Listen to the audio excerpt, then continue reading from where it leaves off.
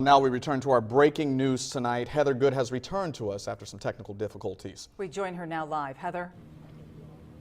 Yeah, that's right, Rodrella. We apologize for those technical difficulties earlier, but we are live here on the south side of Terre Haute, where there's been a lot of activity today, and unfortunately we know now that an officer did die in an incident here earlier today. I'm joined now by Indiana State Police Sergeant Joe Watts, and again, a lot of activity happening here today. Can you tell me why this all started? It all started through an investigation Terre Haute Police Department was doing on a homicide on South 18th Street. They developed information. That information led them here to Linwood Street in the Garden Quarter. Their officers located a possible suspect in that earlier homicide.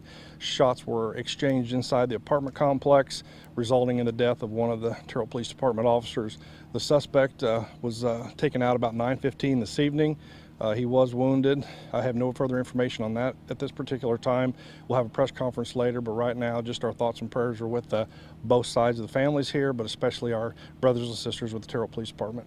And there was a big police presence here today from Sure. several agencies, and officers that I spoke with earlier said that they got this call, they heard this call, and they dropped everything to come out to this scene today. What can you tell me about those efforts to get that suspect then out of the apartment there, and the resources that you use for that? Well, it's a call that you don't want to hear, officer down, and that will bring every resource out. So for example, the Indiana State Police Superintendent Doug Carter, he's here on scene. He's offered full support of the Indiana State Police Department. We've had all local agencies, Red Cross, Vigo County EMA, West Terre Haute Police, ISU Police, West Terre Haute Police, all the local agencies, Sheriff, and of course THPD. So we all come together. When one of us needs help and the call comes out, we help. But today it just didn't go our way. So. And I know a name has not yet been released for that officer involved. Can you tell me though, has the family been notified yet? It's my understanding that the family of the officer has been notified. I'm not sure about all the family members of the suspect at this particular time, but the incident is over. We're transitioning into an investigative standpoint,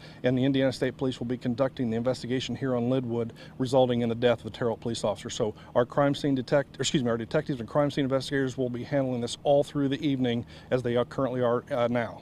For the folks who maybe were held up in their homes or maybe unable to get to their homes, are they able to do that now?